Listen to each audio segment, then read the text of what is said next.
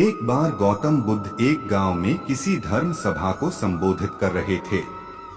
उसी गांव में एक बहुत गरीब आदमी भी रहता था और वह सभा में आने जाने वाले लोगों के चेहरे देखता था और सोचता था कि जब ये लोग जाते हैं तो इतने दुखी रहते हैं, लेकिन जब ये वापस आते हैं तो इनके चेहरे पर मुस्कुराहट होती है।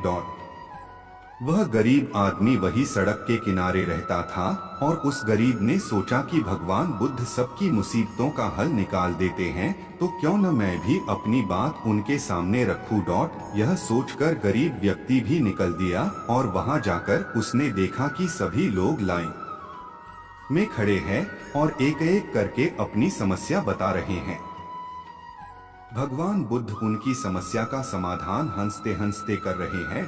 अब उस गरीब व्यक्ति की बारी आई और उसने महात्मा बुद्ध से कहा, भगवान इस गांव में लगभग सभी खुश है, सबके पास पर्याप्त धन है, सुख है, फिर मैं ही क्यों गरीब हूँ, आखिर मेरे पास ही कुछ भी क्यों नहीं है।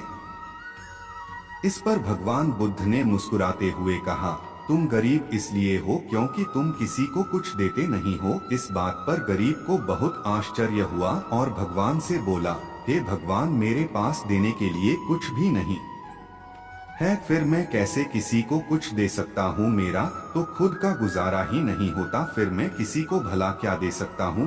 भगवान बुद्ध ने कहा, तुम बहुत अज्ञानी हो, तुम्हारे पास देने के लिए बहुत कुछ है जिसे तुम पहचान नहीं पा रहे। Gautam Buddha story in Hindi. तुम्हारे पास देने के लिए मुस्कुराहट है जिसे तुम लोगों को देकर खुश कर सकते हो, तुम्हारे पास मुंह है, तुम मुंह से दो मीठे शब्द बोल सकते हो, भगवान ने तुम्हें हाथ पैर दिए हैं जिससे तुम लोगों की मदद कर सकते हो।